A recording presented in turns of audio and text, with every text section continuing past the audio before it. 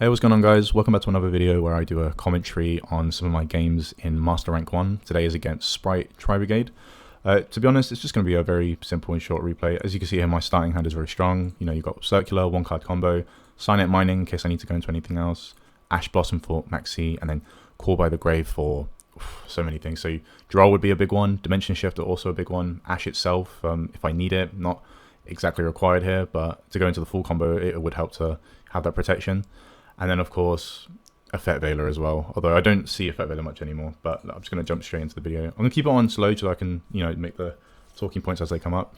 So yeah, typical one card combo. Don't really need to walk you through how it goes. It always ends with normal summoning, Diameter, bringing back one of your old monsters back onto the field, and then it's up to you how you go from there. I typically, in this case, would have to use Signet Mining to get Microcoder, rather than trying to form an extender to get the ideal end board, which is, to me, having Terahertz here and then heatsoul directly underneath it, which, to get to that, it takes a lot more luck.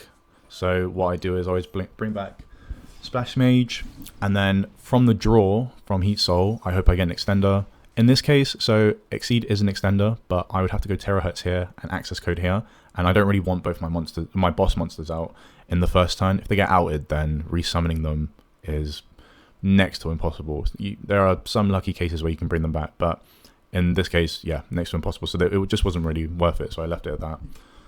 And then in my next draw, you can see I get Subtraction. I probably would have gone into Terahertz and heatsoul underneath had I drew Subtraction first, but I think I was quite fortunate to end on this board anyway, so I was quite lucky. So yeah, as you can see, Tri-Brigade is already present. I already know Spright's coming up, so I always wait for the Spright cards. It's always, because that's the main art type of the deck, it's those cards you want to affect, not really the Tri-Brigade stuff. So he sent Angler, typical, Spright combo. So I have Call by the Grave to negate that. He's not going to bring out any of the Nimble Beavers for extensions. I try to Ash Starter, and yeah, as you can see, negates it. I usually save Ash for Gigantic, just because it's the same effect, but since you started first, I tried to use it. And because he negated Ash, so he's definitely going to get blue out, I thought, I may as well use Super Factorial to get Sprint off the field.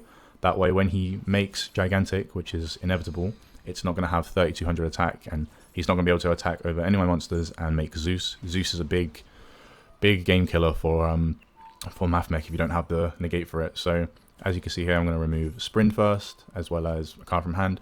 Bear in mind, he hasn't used his normal summon here, so with Spright, the reason why that's such a big deal is because if he has the rest of his Spright monsters in hand, he can just keep special summoning because he already has a body on board. It's actually why I'm considering playing Book of Eclipse or Book of Moon, so we'll see. And then, so the reason I'm just going to pause it here very quickly.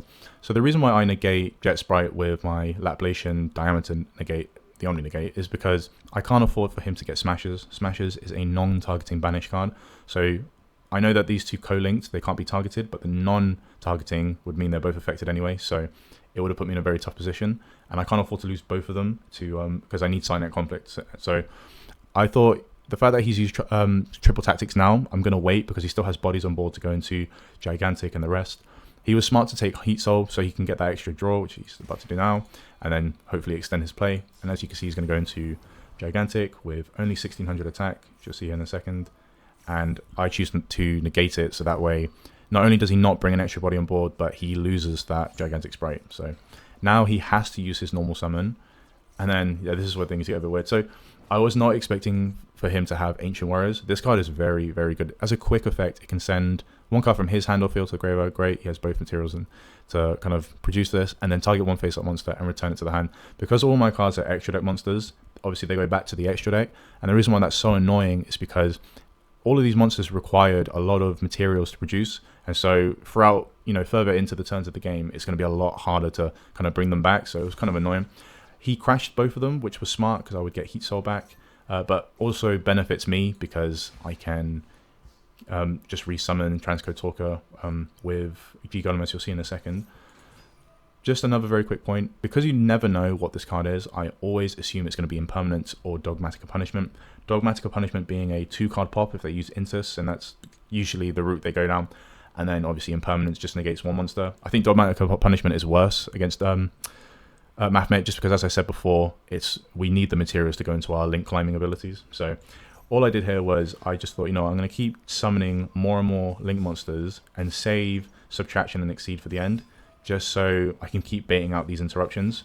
So now that I have the materials for terahertz, he has no choice but to activate this, which I was not expecting also. But I know I know the link monster that he would bring out. So this has a non-targeting banish effect, so he can banish any of my cards, despite the, you can't target these cards. So the non-targeting effect takes effect. Now, because I know what's in his hand and it plays no use anymore, I just need to bait out this last interruption, which he, for some reason, falls into right now. And for some reason, I didn't even know this myself, but addition just can summon itself if it's returned to the hand, because originally it came from the graveyard. So I was very, very lucky there. So I was quite pleased with that.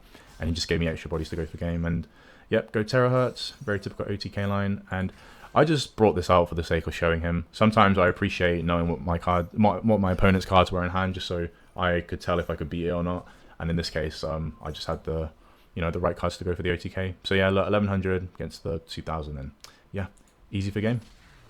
Anyway, look, that was a very simple video. I'm probably going to do a lot more of these, just as a small guidance as to how you should play against these decks and how you should kind of wait out using your Omni Negates against these decks, because as you can see, he played through every Omni Negate and was still able to produce a decent end board.